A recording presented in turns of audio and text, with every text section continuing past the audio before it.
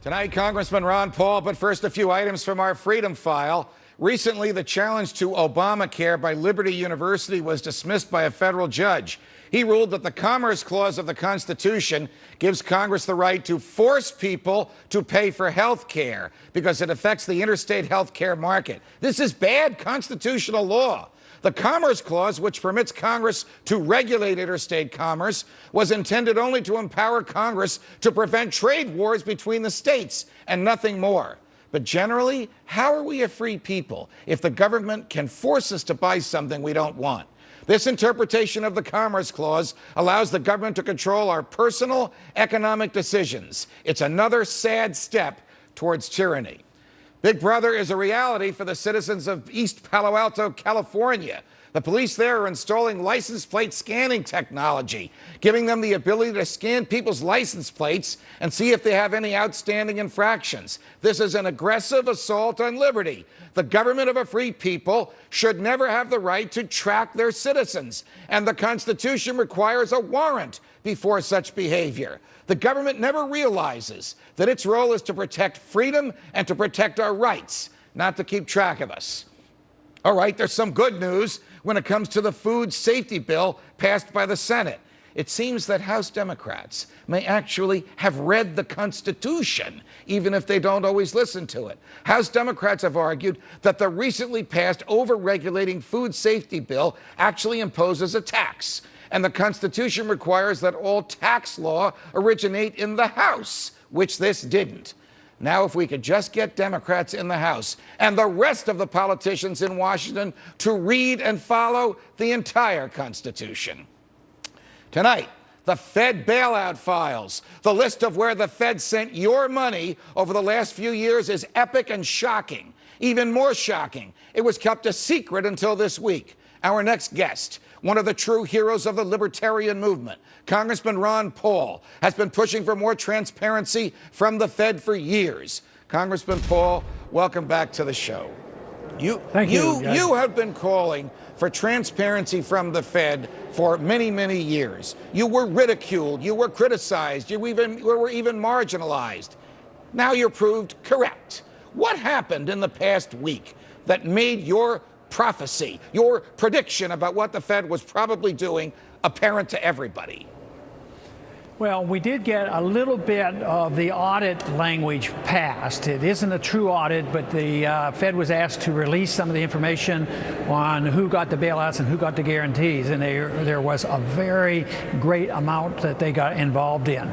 So, but I think what really works is public pressure. I think the people woke up, and the whole fact that we had 320 Democrats and Republicans in the House endorse a full audit meant that the handwriting was on the wall, and the Fed realized they would have to capitulate. It also means the people, if they get upset enough, they will have an effect on the Congress, and the Congress will listen to them, and they put pressure on it. We still have a long way to go. It was great to get that information yesterday, but there's still a lot of international activities that we don't know about. You know, in a way, what we need is some more WikiLeaks on the Federal Reserve. Can you imagine what it'd be like if we had every conversation for the last 10 years with our Federal Reserve people and the Federal Reserve chairman, with all the other central bankers of the world, and every agreement or quid pro quo that they have?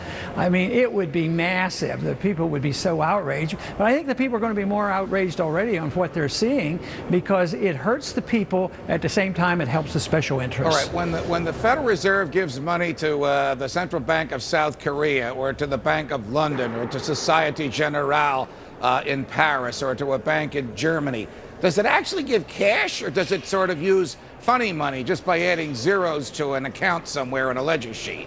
Yes, and we still use the terminology printing money, but there's not much printing of money that's going on. It's a computerized expansion of the credit.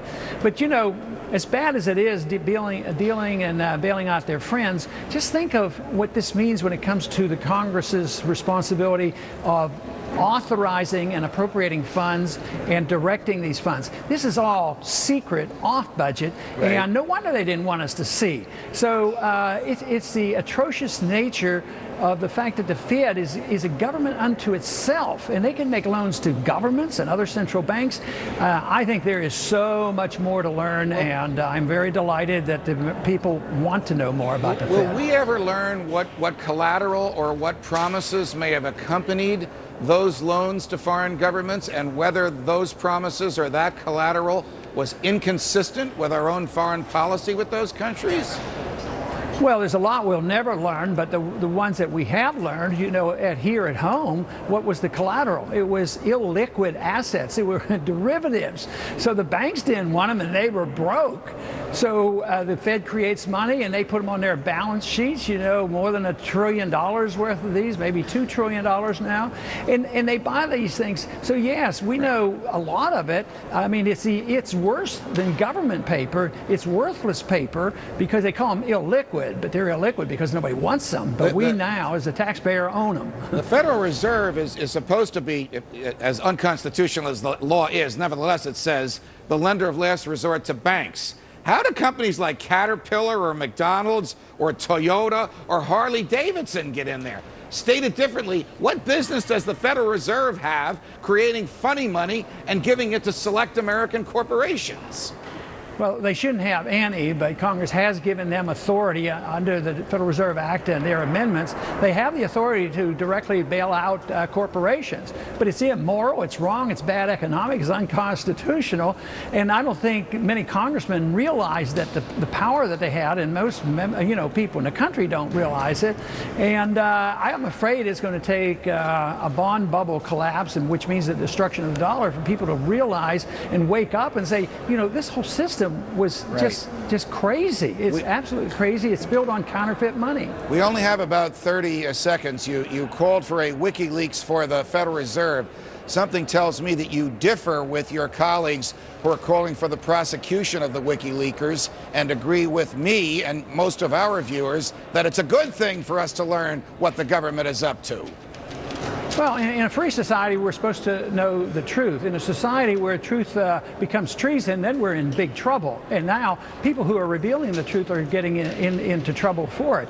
But this whole notion that Assange, who's an Australian, that we want to prosecute him for treason, I mean, aren't they jumping to a wild conclusion?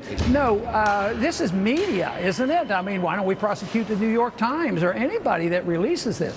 I think Bradley Manley, probably could say he's committed, civil disobedience. But do we think of Daniel Ellsberg as being an enemy of the people? He was a friend of truth. I know still there's probably plenty that still don't like him, but isn't he the one that really gave us the concrete proof that Vietnam was based on a lie? And most people should know that Iraq and Afghanistan is all based on a lie too. And the Supreme Court said that he was authorized under the First Amendment to do so. Congressman Paul, thanks for joining us. See you soon.